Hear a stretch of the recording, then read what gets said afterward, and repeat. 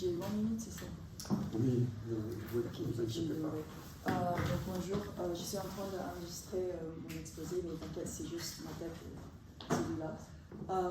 Ce que je veux dire, c'est si on arrive à finir à temps, je vais ajouter ma critique, mais on va commencer avec la chapitre même, qui est chapitre 10, Revolutions as Changes in Worldview. Toutes les traductions, c'est à moi, donc j'ai mis parfois les mots en anglais aussi pour vérifier si c'est le bon. Et aussi, j'ai tiré la définition des autres chapitres parce qu'on est sur chapitre 10, donc il faut voir les autres chapitres pour rester fidèle à la définition kuhnienne. Donc, chapitre 10, Revolution as Changes in Worldview, tiré de The Structure of Scientific Revolution, 1962, de Thomas S. Kuhn, s'attaque aux affirmations des historiens des sciences de son époque, selon lesquelles when paradigms change, the world itself changes with them, scientists. Donc ça, c'est le problème. Quand les paradigmes changent, le monde lui-même change avec eux. Eux, c'est les scientifiques. Comme le suggère le titre du chapitre, Kuhn affirme que ce n'est pas le monde lui-même qui change, mais la vision du monde. Donc, le titre du chapitre.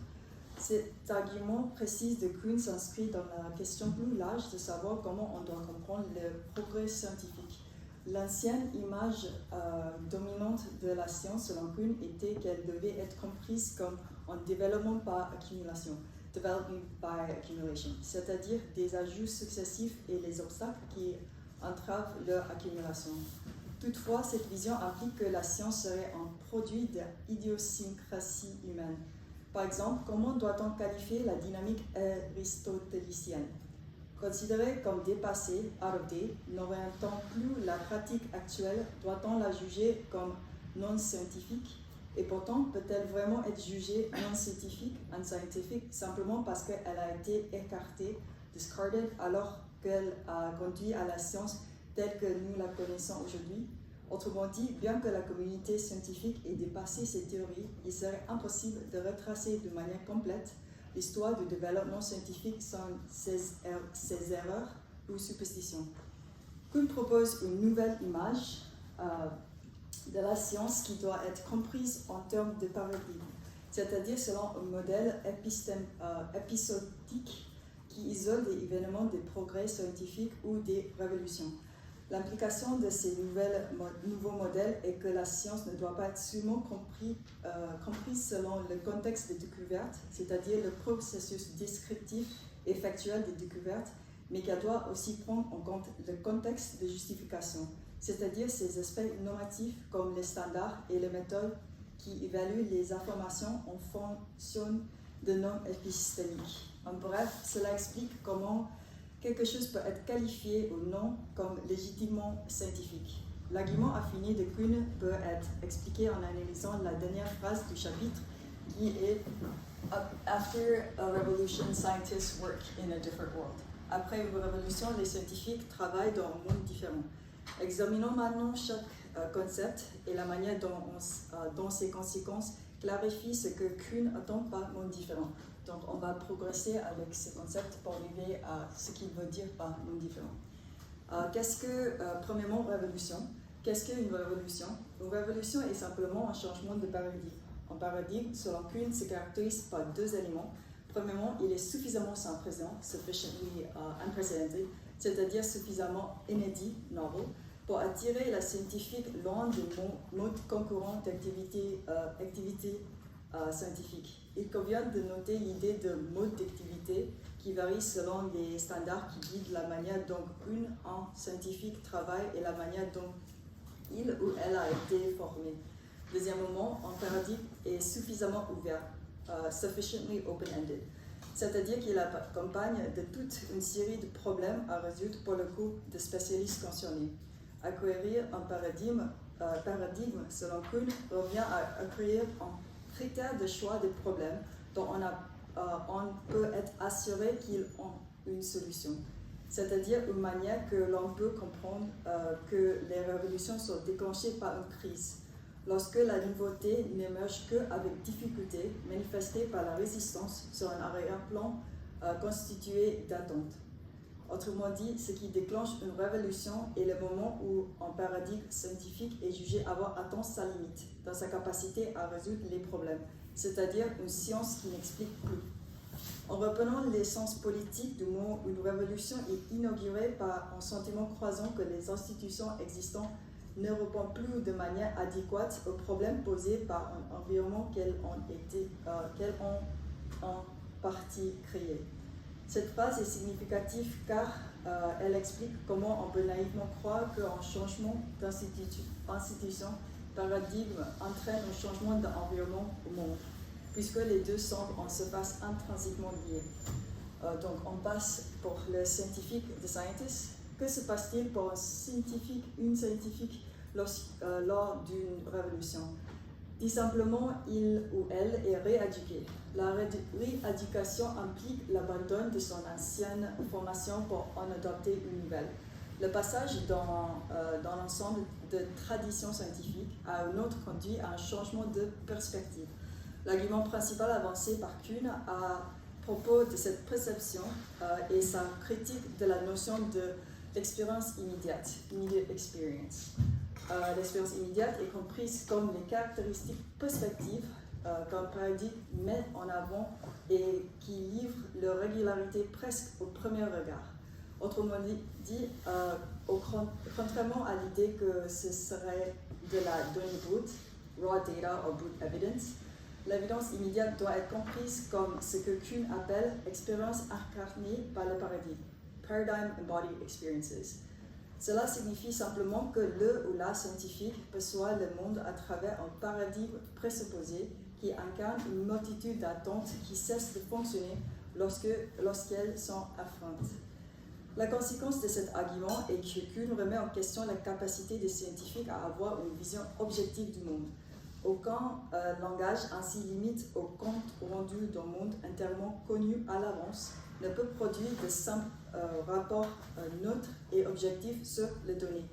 À ce stade, on voit se désigner que le fonctionnement de la science fondé sur ce que Kuhn appelle la conception casse-tête puzzle-like de la science normale, où les problèmes reposent sur la présupposition de solutions assurées, implique ses propres limites. Le casse-tête ici à comprendre dans son sens conventionnel, celui où l'ensemble des pièces anticipe un état achevé avant sa fragmentation. Cependant, l'argument de Kuhn ne suggère pas la possibilité d'une science objective, mais plutôt la manière dont on doit comprendre le rôle de la perception, et donc identifier les situations où l'on peut dépasser ses limites subjectives. Avec les expériences psychologiques, Gestalt Demonstrations, celui-là, si on connaît l'illusion lapin-canard, c'est de Hansen. Kuhn affirme le rôle central de la perception.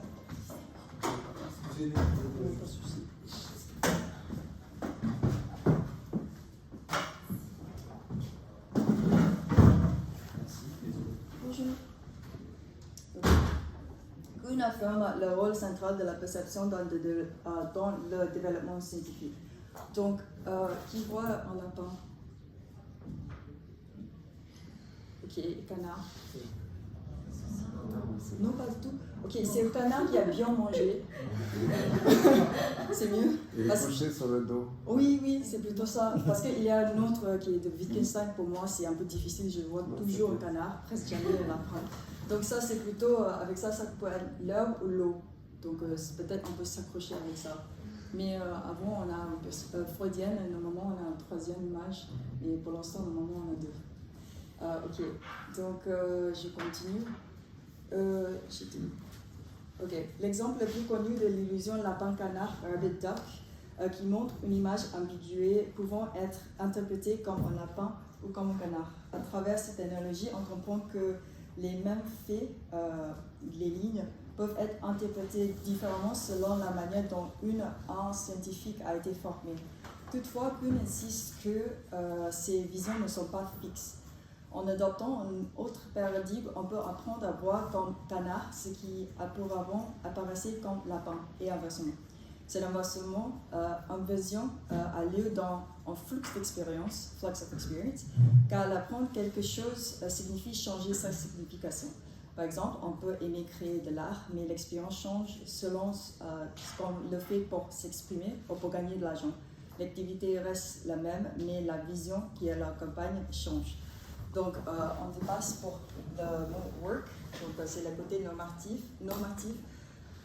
Comme cette inversion de lentille, lens inversion, modifie-t-elle le travail? C'est juste pour vérifier. Ok.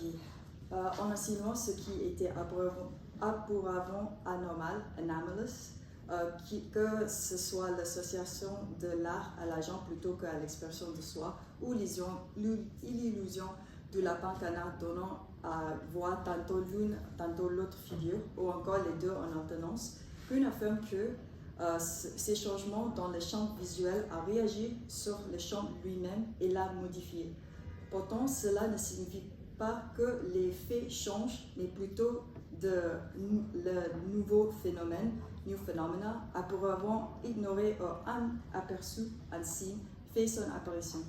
Ainsi, l'assimilation de la théorie atomique de Dalton dans Affinity Theory n'était pas fondée sur de nouvelles lois expérimentales, New Experimental Laws, mais sur ce que Dalton appelait un nouvel système de philosophie chimique. En gros, pour Dalton, il sait que ce qu'il a proposé ne marche pas, et ce qu'il a dit, c'est, ok, en assimilant ce qu'il a dit, on peut voir les choses différemment et on peut agir différemment. C'est le changement de pratique initié par une modification résultant de l'assimilation de standards et de modes d'activité scientifiques différents qui conduit à ce que Kuhn appelle la découverte, discovery. Lorsque la prise de la conscience d'une anomalie et son assimilation en tant que nouveau type de fait exige plus qu'un simple ajustement additionnel de la théorie. Un tel ajustement qui n'achevait que lorsque le scientifique a appris à voir la nature d'une manière différente. C'est-à-dire, c'est de cette manière qu'un monde différent émerge devant le ou la scientifique, non pas un changement de ce qui est donné, mais ce qui est perçu. Donc maintenant, comme on a abordé ce que signifie un changement de vision du monde, concluons par une rapide analyse de ses limites, non pas tant de la conception kuhnienne du changement de paradigme, mais des limites impliquées par une telle définition du progrès scientifique. Dans le même chapitre, Kuhn établit une analogie entre un scientifique qui subit un changement paradigmatique et quelqu'un qui a changé ses lunettes, goggles. Au sens propre, comme au sens figuré, cet homme habitué à inverser les lentilles, les lunettes, a subi une transformation révolutionnaire de sa vision. On peut alors se demander si la vision du monde en scientifique est toujours médiatisée par un paradigme ou un autre. C'est-à-dire que même en tenant compte des fonctions normatives qui relèvent les limites de tout paradigme donné, ne fait-on pas que remplacer un ensemble de limites par un autre sans jamais vraiment les dépasser? Dit simplement, cela implique qu'un scientifique ne peut pas voir le monde sans lunettes, que son interprétation est toujours dirigée par des normes qui déterminent ce qui constitue une observation légitime, c'est-à-dire une mesure en tant qu'une interprétation scientifique justifiée du monde. Dans l'introduction de Phénoménologie de l'esprit, traduction Hippolyte, Hegel décrit la méthode du développement de la science. La conduite de la science en ce qui concerne la connaissance phénoménale, c'est-à-dire l'examen de la réalité de la connaissance, semble impossible sans une certaine présupposition sous la forme de l'unité de mesure, Maßstab. Hegel affirme que, car l'examen consiste en l'application à la chose à examiner d'une certaine mesure pour décider d'après l'égalité ou l'inégalité résultant, si la chose est juste ou non. On voit ainsi que la science a, selon Hegel, confondu la mesure précise avec l'essence ou comme l'en soit. Autrement dit, en définissant la nature de tous les objets par rapport à une mesure déterminée et spécifique à tout paradigme particulier. Le fait scientifique tel que nous le connaissons ne décrivent que ce que les scientifiques choisissent ou sont capables de mesurer, négligeant tous les autres aspects de tout objet qui ne correspondent pas aux attentes prédéterminées. Pour revenir à l'illusion du lapin canard, les lignes pouvant être interprétées comme représentant soit un lapin, soit un canard, ne constitueraient pas les faits, c'est-à-dire les choses telles qu'elles apparaissent dans le monde, mais la mesure scientifique intelligible, c'est-à-dire les choses telles qu'elles nous apparaissent. Pour pousser cette objection plus loin, on peut examiner la critique de Schrödinger sur le mode de recherche scientifique dans Mind and Matter. Schrödinger établit une distinction entre la vie et la nature. La vie est décrite comme précieuse ou de valeur en elle-même, valuable in itself. En revanche, la nature,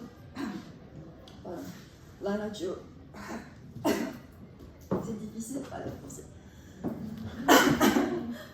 Ok, on reprend.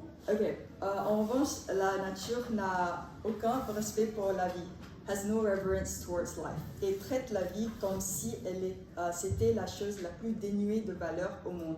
Treats life as though it was the most valueless thing in the world.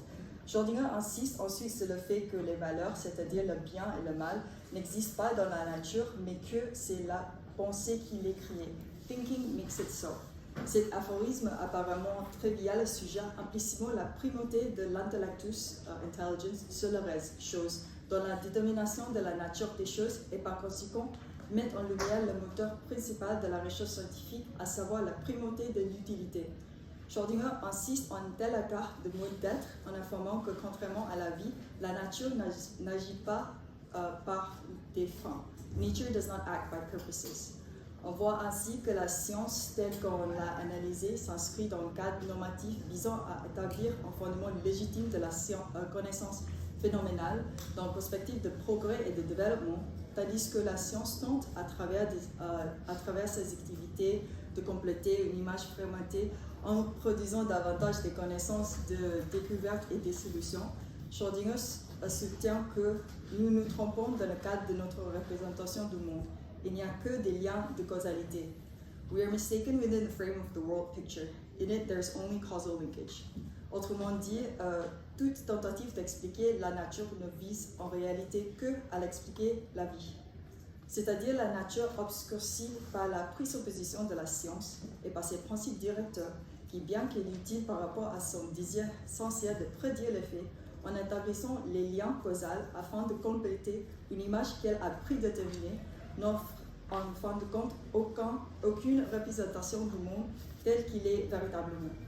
Donc pour revenir à ça, cette image, avant on a dit ces lignes sont les faits, mais en effet avec Hegel on dit que ces lignes c'est juste les mesures. Et si on prend le côté de Schrödinger, l'image du monde que la science nous donne, c'est ça. Je vous remercie de votre attention.